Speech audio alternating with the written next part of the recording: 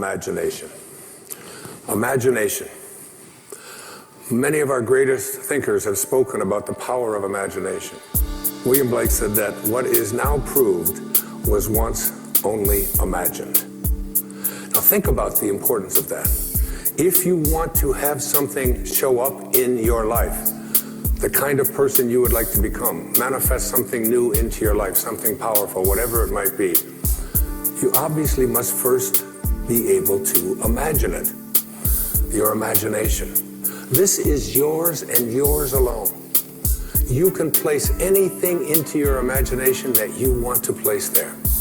Independent of what anybody else says about it, independent of what your senses tell you, independent of all the evidence that may be to the contrary, you can place into your imagination an I am that represents what you would like to attract into your life and make it come into fruition. Einstein's most famous quote, one of his most famous observations, he said, imagination is more important than knowledge. Knowledge is limited. Imagination encircles the world. Placing these I ams into your imagination, I had some of you I'm sure know about it because it's been all over the papers and so on, a diagnosis of leukemia a couple of years ago. And for a while, I kind of began to believe some of the things that were being told to me about what happens when you have this particular kind of leukemia. And I have instead, in the last year or so, had some of the most amazing, astonishing things happen into my life, where I have felt I was just so alive and so strengthened and so fully connected to my source, knowing. Basically, I have a knowing in here that life itself is a sexually transmitted terminal disease, okay? That's basically the fact, all right? So I'm not saying that all you have to do is put into your imagination an I am that says I am, and you're gonna live forever. That isn't, but every moment that you do have until you are called can be a moment of exquisite, extraordinary power, living from that place. And that's the decision that I made. I have never felt so powerful as I have the last several years, since I recognized the power that I have in my imagination to place something there and live from it.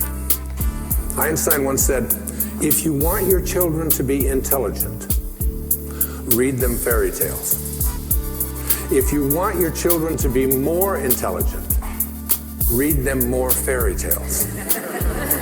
It's one of the reasons I've taken to writing children's books, to give children an opportunity to explore that thing called their imagination from the time that they're just little boys and little girls. And what I have in my imagination is a do not disturb sign. And it's like mentally inside, I've placed that in there. I do not anyone to disturb or try to change around anything that I have placed in there about what is possible for me. So you never want to place into your imagination any thought that you would not want to materialize. You never want to allow your imagination to be contaminated by the way life used to be. Your imagination is yours. Don't let any other people influence you. Never allow people's ideas about what is possible or impossible for you to occupy your imagination. I've called it, throughout my life, I've called it being a scurvy elephant. When I was in the 3rd grade, I was living in a foster home out in Mount Clemens, Michigan, and I came home from school and I talked to Mrs. Scarf and I said, Mrs. Scarf, what's a scurvy elephant? And she said, where did you hear that? And I said, I don't know, Mrs. Poole, my 3rd grade teacher, was talking to the principal, Mrs. Smith, and she said Wayne Dyer was in his classroom and called me a scurvy elephant. So she got on the phone and she called up and the principal said, oh, that's Wayne. He gets everything mixed up.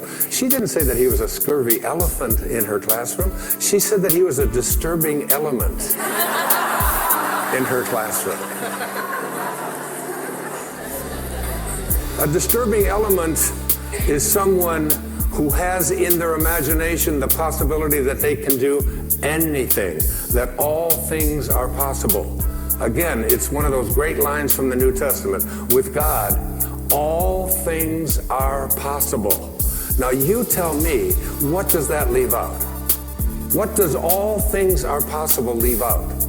That doesn't leave out the possibility that we can defy gravity, that we can soar, that we can heal ourselves, that we can create magnificent prosperity in our life, that we can change the world. I said at one of the breaks here to the audience here tonight, I really believe that if this message gets out there into the world, we can shift the consciousness of this planet. If enough of us begin to believe, we're placing into our imagination a world that we want to live in that has no limitations and that is based on living from a place of love and kindness and God consciousness and spiritual awareness, divine mind at work. I believe it's possible.